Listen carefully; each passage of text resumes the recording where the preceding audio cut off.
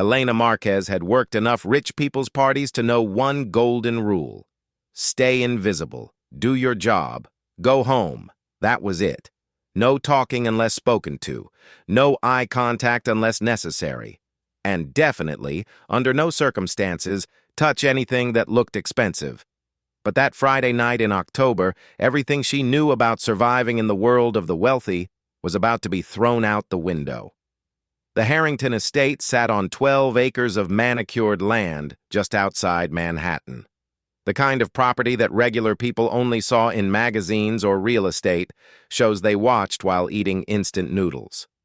Elena had driven past the iron gates 100 times over the years, always wondering what kind of life existed behind those tall hedges and security cameras. Now she knew, and honestly, it was exactly what she expected.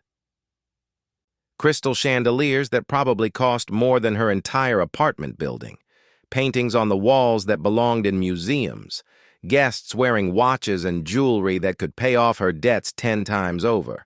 The air itself smelled expensive, like old wood and fresh flowers and money that had been passed down through generations. Elena wasn't supposed to be serving tonight. She was the catering manager, which meant she coordinated everything from the kitchen. She made sure the appetizers went out on time, the champagne stayed cold, and the servers knew which guests had allergies. It was stressful work, but at least she stayed in the background. Then 2 servers called in sick an hour before the event started. Her boss, a nervous man named Mr. Patterson, who sweated through his shirt whenever something went wrong, had practically begged her to step in. "Just for a couple hours," he promised. "I'll pay you double. Please, Elena. I can't lose this contract." So there she was, wearing the standard black and white uniform, carrying a silver tray of champagne glasses through a crowd of people who didn't even see her. The gala was for charity. At least, that's what the invitation said. But Elena had been around long enough to know that events like this were really about showing off. Rich people got together, wore their best clothes, donated money they would never miss, and felt good about themselves for a few hours. Then they went back to their lives and forgot all about whatever cause they had supposedly supported. She wasn't bitter about it, not really. It was just the way things worked. Some people had everything, and some people had to work 3 jobs just to keep the lights on. Elena had made peace with that a long time ago. What she hadn't made peace with was the man hosting tonight's event. Victor Harrington was 72 years old, though he looked closer to 60 thanks to the best doctors money could buy. He had built his fortune in real estate, buying up neighborhoods and turning them into luxury developments. Thousands of families had been displaced over the years, so he could add another 0 to his bank account. Elena's own aunt had lost her apartment building to one of his companies back in 2015. But tonight, none of that mattered. Elena was here to do a job.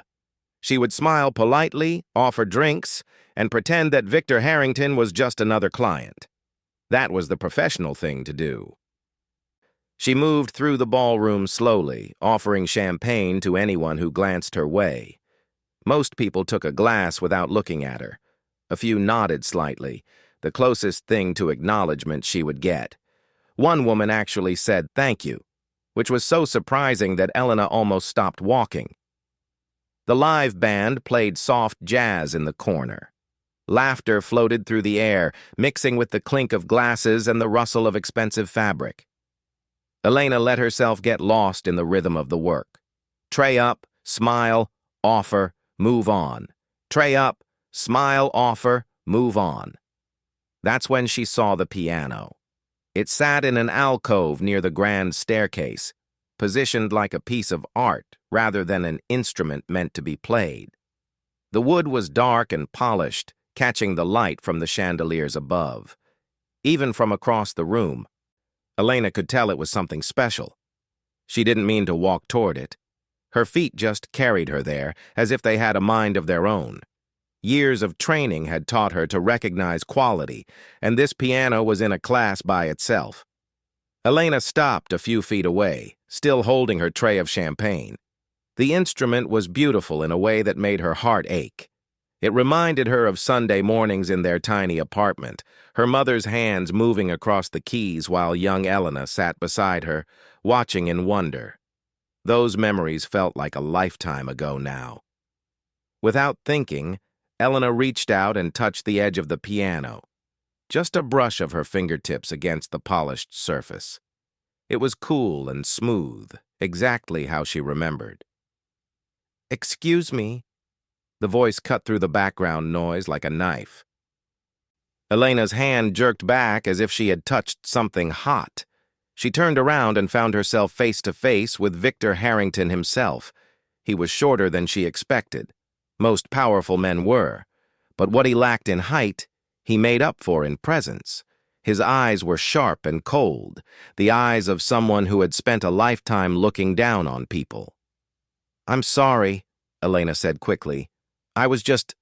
You were just touching a $2 million piano with your greasy fingers," Victor interrupted. He wasn't shouting, but his voice carried. People nearby stopped their conversations to watch. Elena felt heat rise to her cheeks. "I apologize, sir. I didn't mean any harm." "Didn't mean any harm," Victor repeated, as if testing the words. A small smile appeared on his face, but there was no warmth in it. "Do you have any idea what that instrument is? Do you even know what you were touching?" More people were watching now. Elena could feel their eyes on her, curious and amused.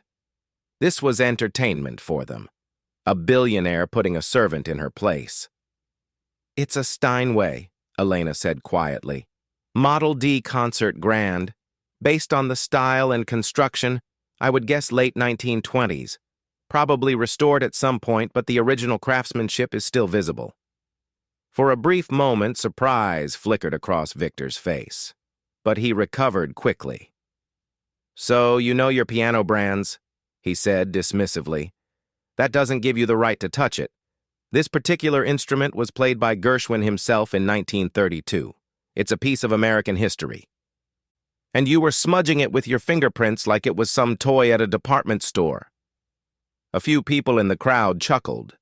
Elena's supervisor, Mr. Patterson, had appeared at the edge of the gathering.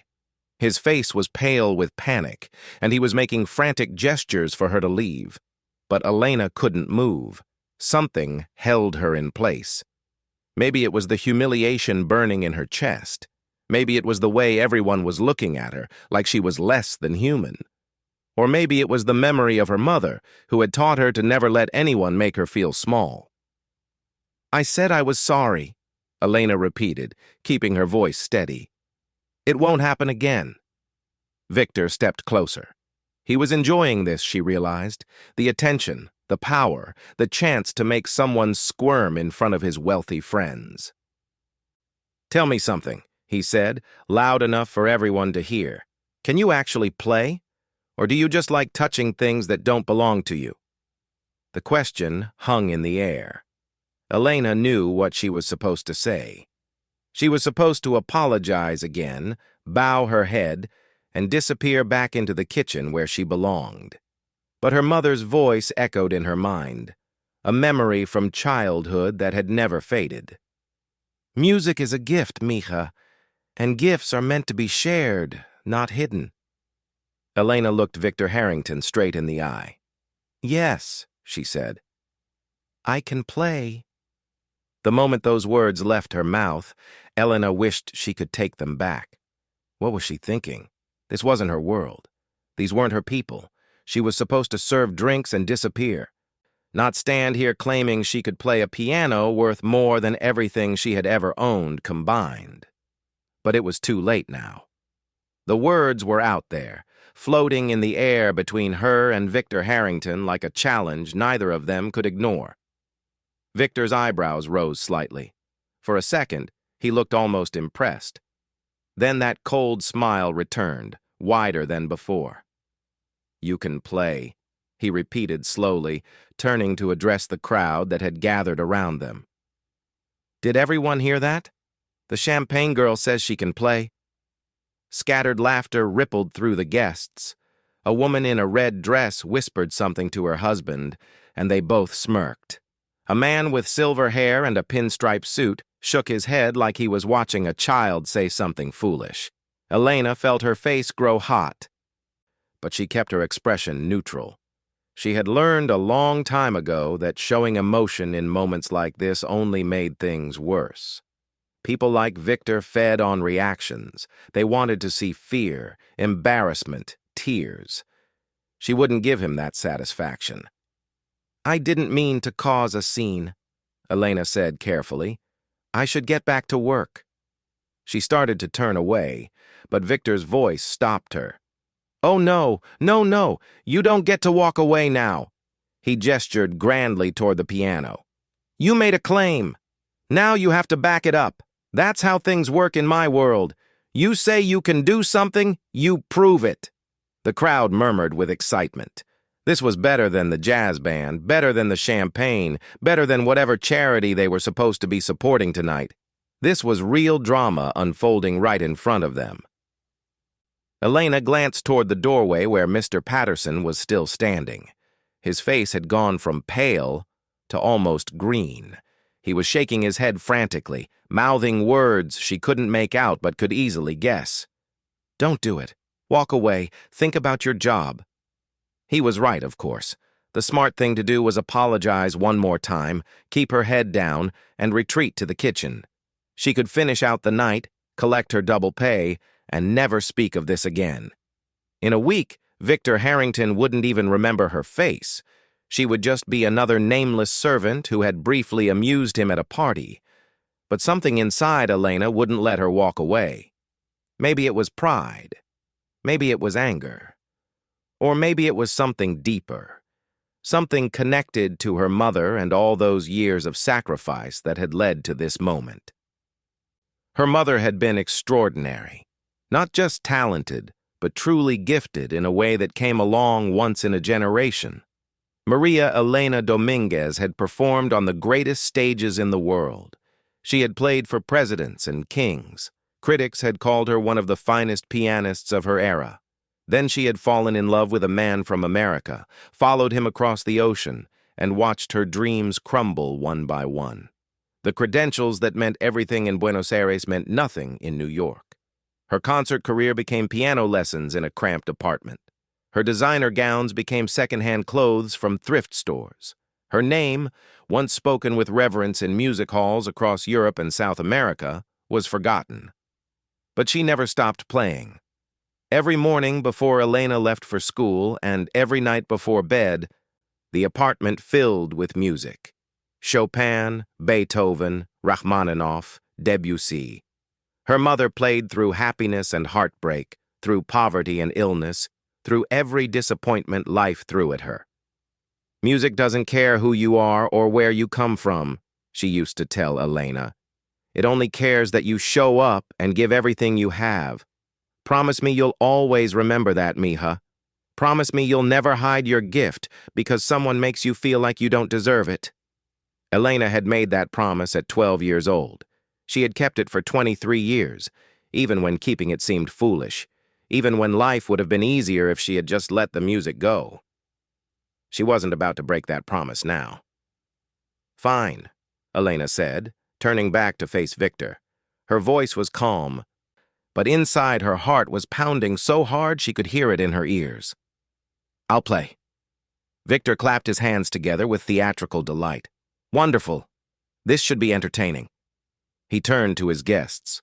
"Everyone, gather around. The help is going to give us a concert." More laughter, more whispers. Elena set her champagne tray down on a nearby table and walked toward the piano. The crowd parted for her, creating a path lined with curious faces and expensive perfume. Each step felt like a mile. She was aware of every eye on her, every judgment being formed before she even touched a key. These people had already decided she would fail. They were just waiting to watch it happen. The piano bench was cool and smooth when she sat down. Elena positioned herself carefully, the way her mother had taught her when she was barely tall enough to reach the pedals. Back straight, shoulders relaxed, hands resting gently on her lap. She looked at the keys. 88 of them, stretching out before her like old friends she hadn't seen in far too long. Life had gotten so busy, so heavy with bills and responsibilities and exhaustion, that months sometimes passed between the moments when she could actually sit down and play. But her fingers remembered. They always remembered. "We're waiting," Victor called out from somewhere behind her. A few people chuckled. Elena closed her eyes. She blocked out the voices, the laughter, the judgment. She blocked out Victor Harrington and his $2 million piano and his 12-acre estate. She blocked out Mr. Patterson's panic and the servers watching from the doorway and the woman in the red dress who had smirked at her. Instead, she thought about her mother. She thought about the last time they had played together just 3 days before the end. Her mother's hands had been so thin by then, weakened by illness, but they still moved across the keys with grace. They had played a simple piece, something Elena had learned as a child. Her mother had smiled and said, "You were always better than me, you know. You just never believed it." Elena hadn't believed it. She still didn't. But tonight, she would play for her mother. She would play for every dream her mother had sacrificed. She would play for every person who had ever been made to feel small by people like Victor Harrington. She opened her eyes and looked at the keys one more time. Then she placed her hands on the piano and began. The first note rang out clear and pure, filling the ballroom with a sound that made several people gasp. It was just one note, but there was something in the way she played it, something that announced this was not going to be what anyone expected. Elena launched into Rachmaninoff's Piano Concerto No. 2. Not the simplified version that students learned, but the full, demanding, impossibly complex piece that made professional pianists nervous. It was her mother's favorite, the piece she had performed at her debut in Buenos Aires 40 years ago, the piece that had made critics call her a once-in-a-generation talent. The music poured from Elena's fingers like water from a broken dam. Years of training, years of practice, years of love and loss and longing flowed through her hands and into the instrument. The Steinway responded to her touch as if it had been waiting for exactly this moment, producing sounds so rich and beautiful that several guests stopped breathing. Victor Harrington's smile faded. The whispers died. The laughter stopped completely. And for the first time in years, Elena Marquez remembered who she really was.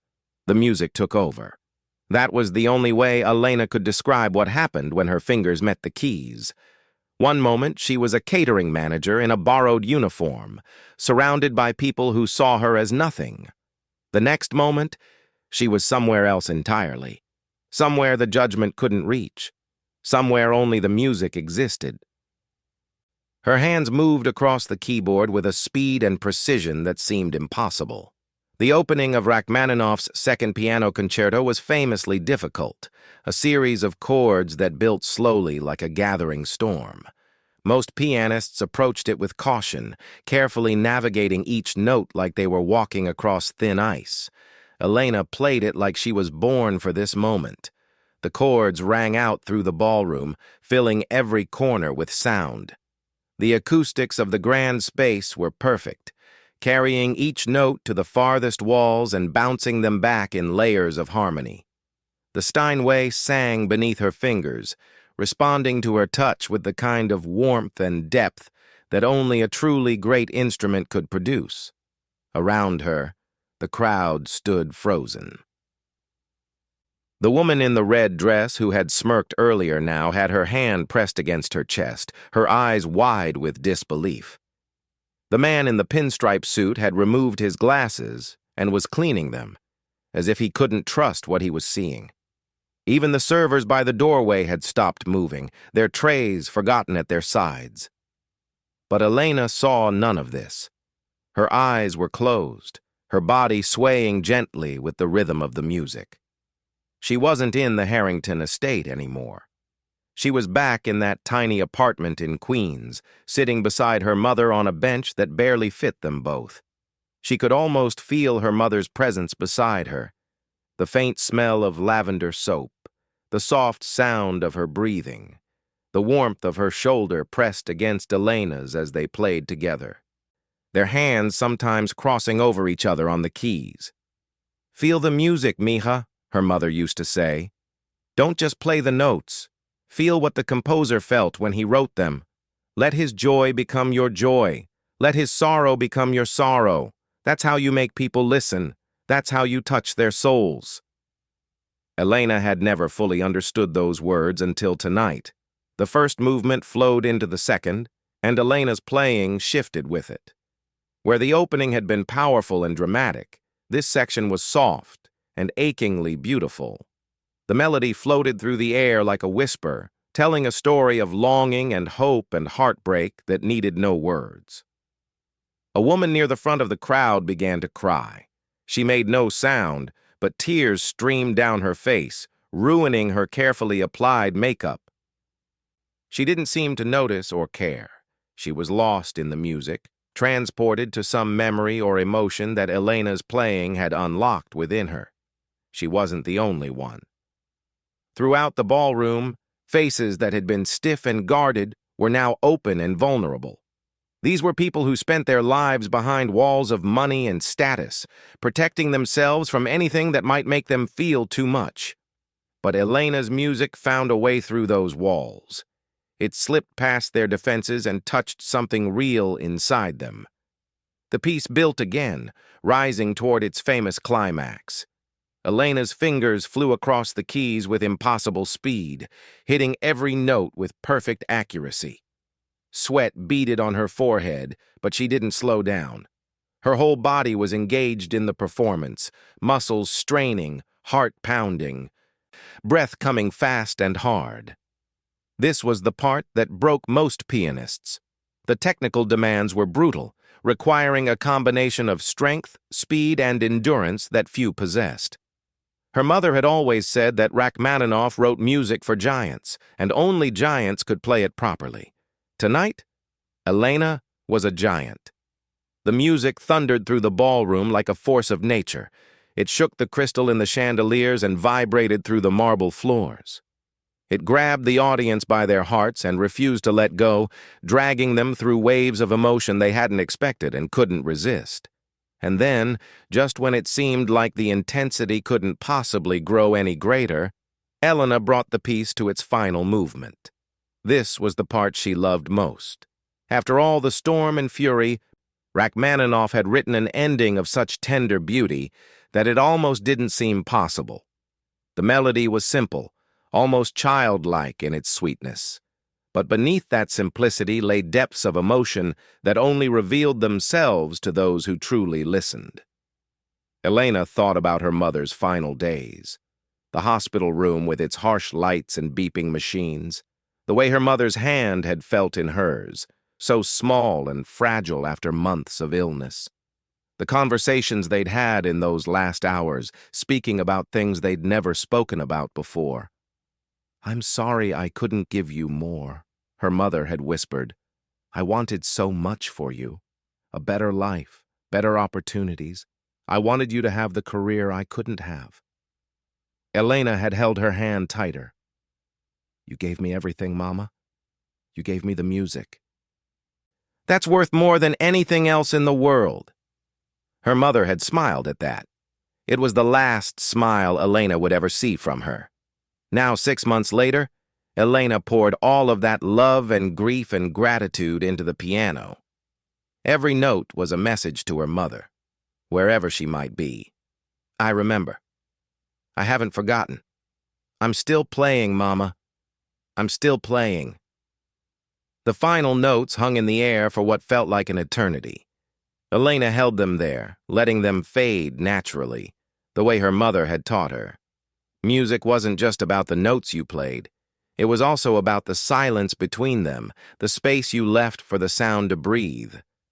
When the last echo finally disappeared, Elena lifted her hands from the keys and placed them in her lap. She sat perfectly still for a moment, eyes still closed, catching her breath. Her whole body was trembling, not from exhaustion, but from the emotion of what she had just experienced. Slowly, she opened her eyes. The ballroom was completely silent. No one moved. No one spoke. It was as if the entire crowd had forgotten how to breathe. Elena turned on the bench to face them. She saw the woman in the red dress with mascara running down her cheeks. She saw the man in the pinstripe suit standing with his mouth hanging open. She saw Mr. Patterson by the doorway, his panic replaced by something that looked like awe. And she saw Victor Harrington. The billionaire stood exactly where he had been before she started playing, but everything about him had changed. The arrogant smirk was gone. The cold superiority in his eyes had melted into something Elena couldn't quite identify. He looked smaller somehow, older, like a man who had just been shown something that challenged everything he believed about the world. For 3 long seconds, nobody made a sound. Then, from somewhere in the back of the room, a single person began to clap. The sound broke the spell. Suddenly, the entire ballroom erupted into applause, not polite, restrained applause like these wealthy guests normally offered. This was something raw and genuine, the kind of reaction that couldn't be faked or controlled. People were shouting, they were cheering, they were wiping tears from their eyes while they clapped. A man near the front pumped his fist in the air like he was at a sporting event, completely forgetting his dignity. The woman in the red dress was sobbing openly now, clapping so hard her hands must have hurt. Elena stood up slowly from the piano bench. Her legs felt unsteady beneath her, but she forced herself to stay upright. She looked out at the crowd of people who had dismissed her minutes ago, who had laughed at the idea of the champagne girl playing their precious piano. None of them were laughing now. The applause went on, showing no signs of stopping. Elena didn't know what to do. She had never expected this. Part of her had thought she would fail, that her years away from serious practice would show, that she would embarrass herself in front of everyone. Instead, she had done something she barely had words for. She had reminded them that greatness could come from anywhere, that the people they overlooked every day might be carrying gifts they couldn't imagine, that a woman serving champagne at a party could hold within her a talent that rivaled anyone in the room. As the applause continued to thunder around her, Elena looked once more at Victor Harrington. His hands were at his sides. He was not clapping, but his eyes never left her face. And for the first time since she had walked into this mansion, Elena felt like she was the one with all the power. The applause seemed to go on forever. Wave after wave of clapping hands filled the ballroom, echoing off the high ceilings and marble floors. Elena stood beside the piano, not knowing what to do with herself. She had spent so many years being invisible that this sudden flood of attention felt almost overwhelming. People were pushing forward now, trying to get closer to her. The carefully maintained social distances of the wealthy had completely broken down. A woman with diamonds around her neck was wiping her eyes with a cloth napkin. A man who looked like he hadn't shown emotion in decades was shaking his head in disbelief, muttering something to himself over and over. "Extraordinary," Elena heard someone say. "Absolutely extraordinary." "Where did she come from?" someone else asked. "Who is she?" That question spread through the crowd like wildfire. Who is she? The champagne girl who had just played Rachmaninoff like a concertmaster. The servant who had been mocked and humiliated minutes ago. Who was she really? Elena felt the weight of all those curious eyes. She knew she should probably just bow her head, slip away quietly, and let the moment pass. That would be the safe thing to do, the smart thing. Go back to the kitchen, finish her shift, collect her paycheck, and pretend this night had never happened. But she was tired of being safe. She was tired of being invisible. She was tired of carrying her mother's legacy in silence while the world passed her by without a second glance. "My name is Elena Marquez," she said. Her voice wasn't loud, but somehow it cut through the noise. The applause began to fade as people strained to hear her. And I wasn't always serving champagne at parties. The room went quiet. Even the staff by the doorway leaned in, curious about what she would say next. Elena took a breath. Her heart was still racing from the performance, and her hands were trembling slightly at her sides, but her voice stayed steady. My mother was Maria Elena Dominguez. Some of you might recognize that name. She performed at concert halls around the world, La Scala in Milan, the Sydney Opera House, the Vienna Musikverein.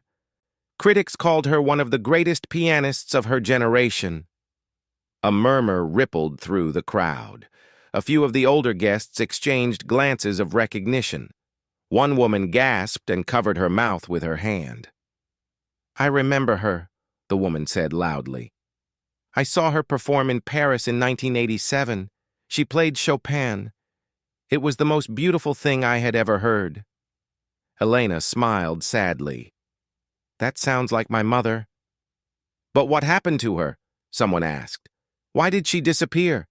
She was supposed to have a brilliant career. The question hung in the air. Elena had asked herself the same thing 1,000 times over the years. Why had her mother given up everything? Why had she traded concert halls for a cramped apartment, standing ovations for piano lessons with neighborhood kids who forgot to practice? She fell in love, Elena said simply. She met my father while touring in New York. He was a construction worker from Brooklyn. They got married and she decided to stay. She thought she could build a new career here, but it didn't work out that way. Her credentials from South America didn't transfer. The connections she had in Europe didn't matter. She went from playing for thousands to teaching beginners in our living room. Elena paused, gathering herself. These weren't easy memories to share, especially with strangers. But something about this moment felt right, like her mother deserved to have her story heard. My father left when I was 7, just walked out one day and never came back. So my mother raised me alone. She worked 3 jobs sometimes just to keep us going. Cleaning houses during the day, teaching piano in the evenings, playing at restaurants on weekends for tips, but no matter how tired she was, she always made time to teach me. The ballroom was completely silent now. Even Victor Harrington hadn't moved, his face unreadable. She used to say that music was the one thing no one could take from us, Elena continued. Not poverty, not bad luck, not the people who looked down on us because we didn't have money or connections. Music belonged to us, and as long as we had that, we had everything. A woman near the front dabbed at her eyes with a tissue. The man beside her put his arm around her shoulders. I got a scholarship to Juilliard when I was 18, Elena said. Full ride. It was supposed to be my chance to carry on my mother's legacy, to have the career she never got to finish. What happened? Someone asked softly. Elena's jaw tightened. This was the hardest part. The part she rarely talked about, even with people she trusted. My mother got sick. Really sick. The kind of sick that needs constant care and costs more money than we ever had. I had to make a choice. Go to school and chase my dreams, or stay home and take care of the woman who had given up everything for me. She didn't need to say which choice she had made. Everyone in the room could figure that out. I worked whatever jobs I could find, waitressing, cleaning, catering, anything that paid the bills and let me be there for her. The music never went away, but it became something private, something I did late at night when no one was watching. It stopped being a career and became a way to survive. Elena looked down at her hands, the same hands that had just played Rachmaninoff, the same hands that had held her mother's as she took her last breath. She passed away 6 months ago. Right until the end, she made me promise I would never stop playing, never let anyone make me feel like the music wasn't mine anymore. She looked up and found Victor Harrington's eyes in the crowd. So, when you asked if I could play, she said directly to him, the answer was always going to be yes. Because my mother didn't raise me to be afraid of people with money. She raised me to know my worth, even when the world tries to convince me I don't have any. The silence that followed was different from before. It wasn't the silence of shock or surprise. It was the silence of shame. Every person in that room who had laughed at Victor's jokes, who had smirked when he called her the help, who had expected her to fail and embarrass herself, was now confronting what they had been part of. Victor Harrington stood perfectly still. His face had gone through several changes during Elena's speech. Confusion, recognition, something that might have been guilt. Now he just looked tired, like a man who had suddenly realized he was older than he thought. He opened his mouth to speak, but before he could say anything, someone else stepped forward. It was an older gentleman with silver hair and kind eyes. He moved through the crowd with the quiet confidence of someone who was used to being listened to. Elena didn't recognize him, but from the way people stepped aside to let him pass, she could tell he was important. "Young lady," he said, stopping a few feet away from her. "My name is Richard Chen. I'm the principal conductor of the New York Philharmonic." Elena felt her breath catch in her throat. She knew that name. Everyone who had ever studied classical music knew that name. "I've been conducting orchestras for 40 years, he continued. "I've worked with the finest pianists in the world, and I can tell you, without any hesitation, that what you just played ranks among the best performances I have ever witnessed." The crowd murmured with excitement. Elena didn't know what to say. "I knew your mother," Richard Chen added softly. "We performed together once in Buenos Aires, long before you were born. She was remarkable. And watching you tonight, I can see that her gift lives on." He reached into his jacket pocket and pulled out a small white card. "I don't know what your plans are," he said, pressing the card into Elena's hand. "But if you ever want to play professionally, I want to be the first person you call. The world deserves to hear what I just heard. It would be a tragedy to keep that hidden any longer." Elena looked down at the card. Her hands were shaking so badly she could barely read the elegant black letters printed on it. When she looked up again, she saw that Richard Chen wasn't the only one approaching.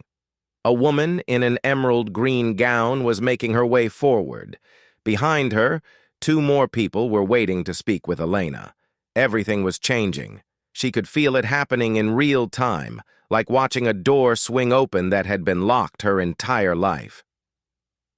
And somewhere in the crowd, Victor Harrington watched it all unfold, his $2 million piano, sitting silent behind the woman he had tried to humiliate, the woman who had just turned his party into the beginning of her comeback story. The next hour passed in a blur. Elena found herself surrounded by people who suddenly wanted to know everything about her. The woman in the emerald green gown turned out to be a patron of the arts who had funded dozens of young musicians over the years. She pressed a check into Elena's hand before she could even protest, insisting it was a gift with no strings attached. "Consider it an investment in beauty," the woman said with a warm smile. "The world needs more of what you just gave us tonight." Behind her came a music producer who worked with one of the biggest recording labels in the country. He talked about albums and concert tours and opportunities that made Elena's head spin. A journalist from a major newspaper asked if she could do an interview. A documentary filmmaker mentioned he was working on a project about undiscovered talent and would love to feature her story. Through it all, Elena tried to stay grounded. This was everything she had ever dreamed about. Everything her mother had wanted for her, but it was happening so fast that she could barely process it. Just 2 hours ago, she had been carrying a tray of champagne glasses, invisible to everyone in this room. Now these same people were treating her like she was the most important person at the party. She kept glancing toward Victor Harrington, but the billionaire had retreated to the edge of the crowd. He stood alone near one of the tall windows, a glass of whiskey in his hand, watching the scene unfold without participating in it. His face was impossible to read. Eventually, the crowd around Elena began to thin. The party was winding down, guests starting to say their goodbyes and drift toward the exit. Elena realized she was exhausted, the emotional weight of the evening finally catching up to her. Her hands ached from the performance, and her legs felt unsteady beneath her. She excused herself from the last conversation and started walking toward the service entrance. She still had a job to finish after all. There were glasses to collect and equipment to pack up. The magic of the evening didn't change the reality of her life. Tomorrow she would still wake up in her small apartment with bills to pay and responsibilities to meet. "Wait!" The voice stopped her in her tracks. Elena turned around and found Victor Harrington standing a few feet away. He had approached so quietly she hadn't heard his footsteps. For a long moment, neither of them spoke. The ballroom was mostly empty now, just a few staff members cleaning up and some lingering guests finishing their drinks. The crystal chandeliers still sparkled overhead, but the energy of the room had changed. It felt smaller somehow, quieter. "I owe you an apology," Victor said finally. Elena studied his face. The arrogance she had seen earlier was gone. In its place was something she hadn't expected. He looked uncomfortable, uncertain, like a man who wasn't used to admitting he was wrong. "You don't owe me anything," Elena replied. "You asked me to play. I played. We're even." Victor shook his head slowly. "No, we're not even, not by a long way." He took a step closer, lowering his voice even though there was no one nearby to hear them. "I've been thinking about what you said, about your mother, about the choices you had to make." He paused, struggling to find the right words. Elena waited. "I built my whole life on the idea that successful people deserve their success," Victor continued. "That if someone is poor or struggling, it's because they didn't work hard enough or make the right decisions.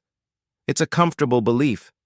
It lets you feel good about what you have without feeling guilty about what others don't."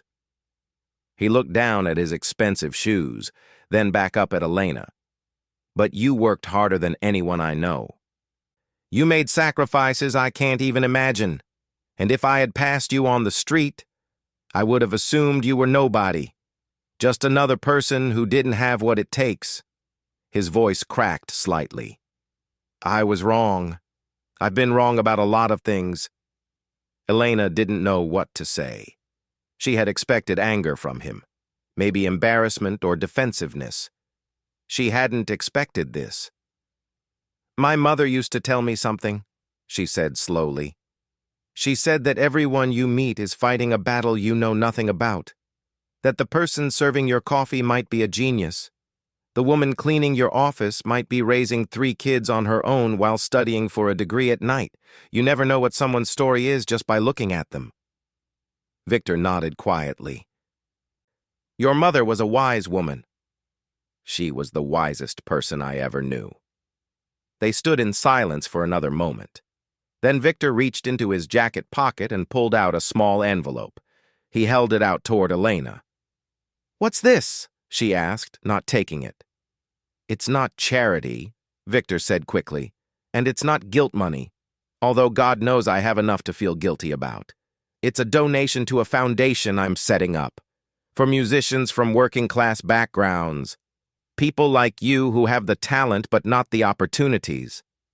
Elena looked at the envelope but still didn't take it. "Why are you telling me this?"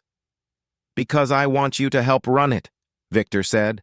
"I have money, I have connections, but I don't know anything about what people like you actually need. I don't know what obstacles you face or what kind of support would make a real difference. You do." For the first time all evening, Elena was truly speechless. This wasn't what she had expected from tonight. None of this was. "I'm not asking you to forgive me," Victor added. "I'm asking you to help me do something good. Something that might actually matter." Elena looked at the old man standing before her. He wasn't the monster she had imagined. He was just a person, flawed and limited and capable of change like anyone else. That didn't excuse what he had done, but it did make her think about what her mother would have wanted. Her mother had never held grudges. Even when life treated her unfairly, even when people looked down on her, She had always responded with grace. "Bitterness is a poison you drink yourself," she used to say. "Let it go, mija. Let it go and focus on the music." Elena reached out and took the envelope. "I'll think about it," she said. "That's all I can promise right now." Victor nodded, and something like relief crossed his face. "That's more than I deserve." He turned and walked away, leaving Elena alone in the emptying ballroom. She stood there for a long time, holding the envelope in one hand and Richard Chen's card in the other, thinking about everything that had changed in the span of a single evening. 6 months later, Elena Marquez made her professional debut at Lincoln Center. The concert hall was sold out, every seat filled with people who had heard the story of the catering manager who had stunned a billionaire's party. The media had picked up on it within days of the gala, and the story had spread around the world. Everyone wanted to see the woman who had risen from invisibility to stardom in a single night. But as Elena walked onto the stage that evening, she wasn't thinking about the media attention or the sold-out crowd. She was thinking about her mother. She sat down at the piano and looked out at the audience. In the front row, she spotted familiar faces. Richard Chen, who had become her mentor and champion. The woman in emerald green who had cried when Elena called to thank her for her generosity. Mr. Patterson, her former boss, who had closed his catering business for the night just to be there. And sitting at the end of the row, looking slightly uncomfortable in his expensive suit, was Victor Harrington. He had made good on his promise. The foundation was up and running, funding music education for hundreds of kids who would never have had access otherwise. Elena had agreed to serve on the board, though she still wasn't sure she had fully forgiven him. Some things took time. That was okay. The conductor raised his baton. The orchestra lifted their instruments. Elena placed her hands on the keys. She thought about all the years of struggle, the jobs that broke her body and drained her spirit. The nights she cried herself to sleep wondering if her dreams were gone forever. The morning she held her mother's hand and promised to never stop playing. Every moment of pain had led here. Every sacrifice had mattered. She took a deep breath, felt her mother's presence somewhere just beyond the lights, and began to play. The music filled Lincoln Center like a wave, washing over the audience with all the beauty and sorrow and triumph that Elena carried in her heart. People wept openly. Strangers held hands. For a few precious minutes, the divisions between rich and poor, powerful and invisible, melted away entirely. There was only the music, only the gift that had survived poverty and loss and years of being overlooked. Only Elena, playing for everyone who had ever been told they weren't good enough. Playing to prove that greatness can come from anywhere. Playing because her mother had taught her that music was the one thing no one could ever take away. And in that moment, in that concert hall, surrounded by thousands of people who had finally learned to see her, Elena Marquez knew her mother had been right all along.